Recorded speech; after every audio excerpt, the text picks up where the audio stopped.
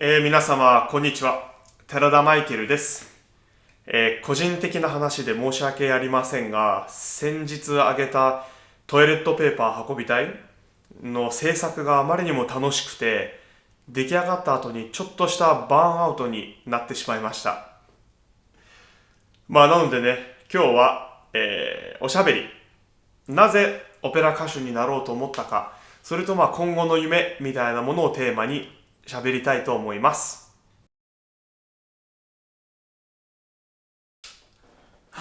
おっと、これはなんだ？そうだ。これは以前も宣伝させていただいた、広島でやる演奏会のチラシです。って言っちゃった。演奏会のチラシです。広島市中区ゲバントホールにて8月の10日、14時開演の演奏会です。ぜひ皆様いらしてください。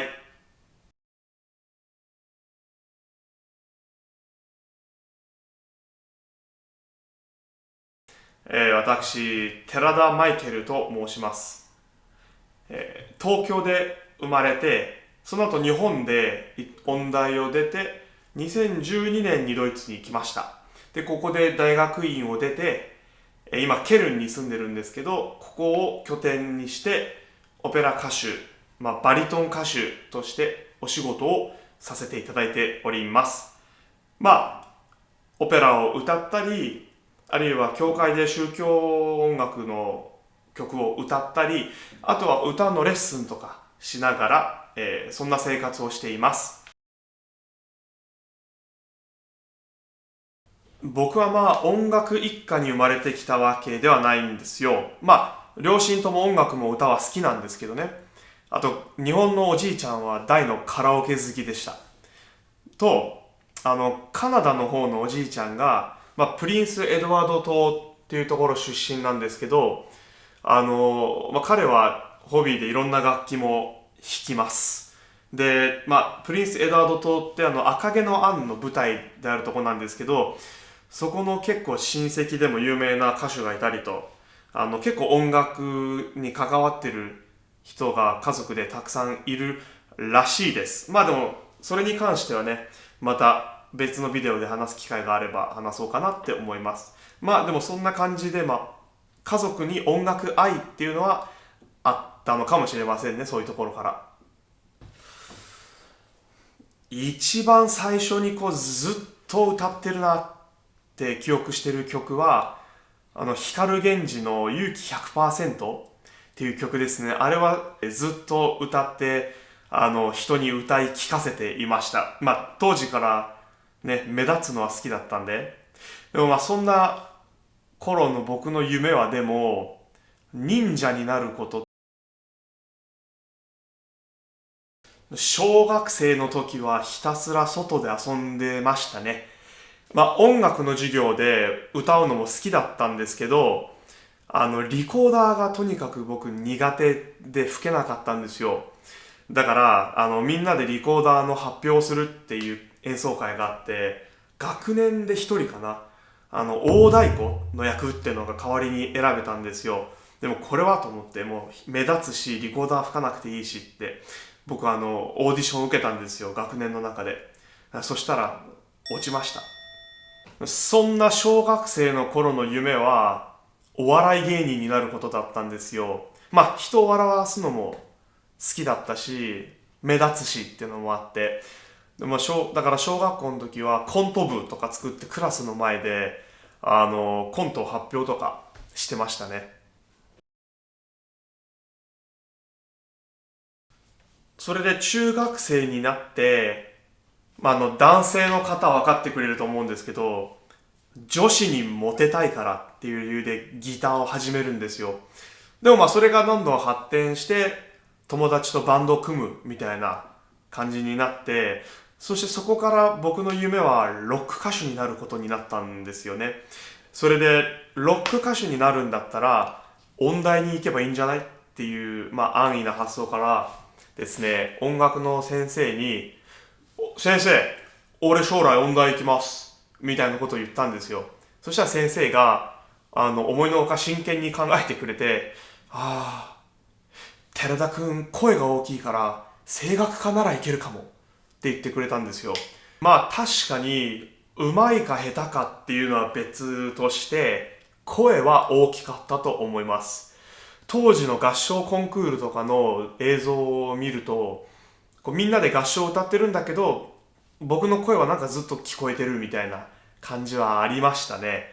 それだから合唱コンクールの時とかも僕本当は指揮者やりたかったんですよ。目立ちたいから。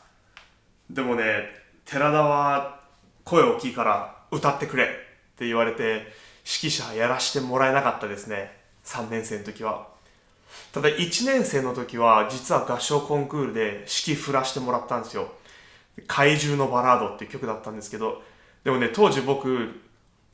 全然テンポが保てなかったんで、こう振りながら歌ってる女子がこうずっと首でこうやって僕にテンポをくれて、それに合わせて僕がこうやって振るっていうような指揮を振っていました。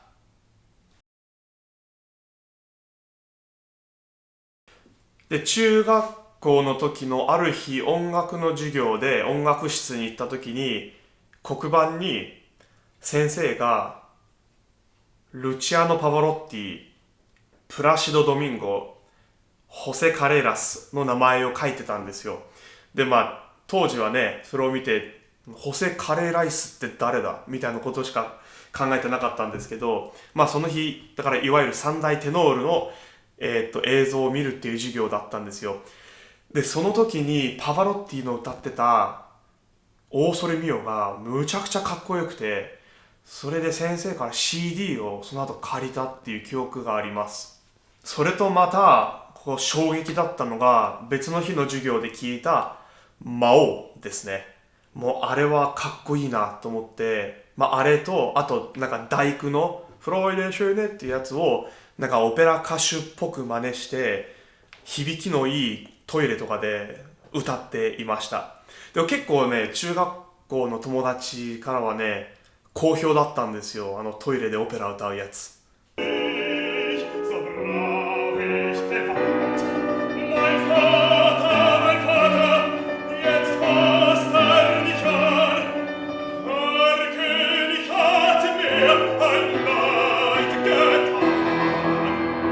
とにかくオーソレミオと魔王が好きだったんですよ。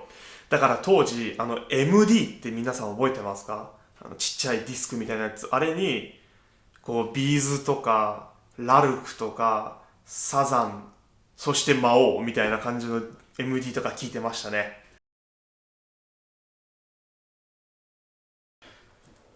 それでまあ高校生になって、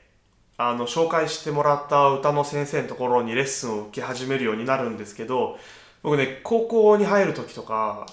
ちょっとこう、生きがってるみたいな時期だったんで、初めて歌のレッスン受けに行った日の格好が、僕坊主だったんですけど、で、反り込みが入ってて、真っ赤なジャージで、歌のレッスン行きました。で、とりあえずじゃあ一曲なんか歌えるものを歌ってみろって言われたんで、もうその格好で、合唱曲のバスパートを歌いましたね。うおーって。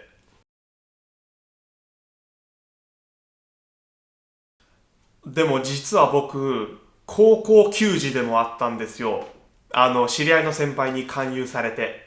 と言ってもまあ、小学生の時にちょっとだけ野球はやってたんですよ。まあ、と言っても、試合では代打で出て、で、僕あんまり気が強くなかったんで、そんなに積極的に打ちに行かないんですよ。そうすると、なぜかフォアボールが多くて、それで塁に出て、それでダイソーみたいな、そんな少年野球だったんですけど、まあ、それだから基本的に野球をして、部活が休みの日に歌のレッスンみたいな生活でしたね。最後、僕実は野球部のキャプテンになったんですよ。と言っても、まあ、3年生、僕一人だったんですけどね。まあそんなこんなで、音大受験も無事合格して、まあそこから音楽のね、ちゃんとした勉強っていうのが始まって、まあそれが今にまで至るんですけど、まあその期間の話はまた別の機会にでもしようかなって思います。それでまあ、これからの夢なんですけど、まあ僕二つあって、っていうのが現実的な方の夢と、すごく理想の方の夢。で、現実の方の夢っていうのは、まあ、単純に聞こえるかもしれないんですけど、できるだけ長い年月歌い続けられるっていうことなんですね。で、これは一見簡単そうに聞こえるかもしれないんですけど、でも精神的にも体力的にも、やっぱとても大変なことだと思うんですよ。で、例えばプロ野球選手でも、例えば40歳くらいまでプロで続けられる人って限られるじゃないですか。で、なんだかんだでそれが一番難しいんじゃないかなって自分の中でも思います。で、音楽っていうものも、まあ、長い年月をかけて深めていきたいなって思いますし、で、何よりおじいちゃんになった時に一番いい歌が歌えるってかっこよくないですか？で、まあもう一個の理想的な夢は、僕、月面でコンサートしてみたいです。いや、だって、月の上で地球を見ながら歌ってみたくないですか？まあ、ね、人類初とかでも目立つし。でもね、夢が叶うかどうかって誰もわかんないし、自分の夢っていうもの自体が時とともに変わってくるかもしれないと思うんですよ。ただ、こう夢を持ってそれに向かって進めるっていうことは幸せなことだと思うので、その夢に向かって頑張っていきたいと思います。ちなみにね、今夢っていうか一番やりたいなって思うのは、プロ野球の試合の国歌斉唱がやりたいです。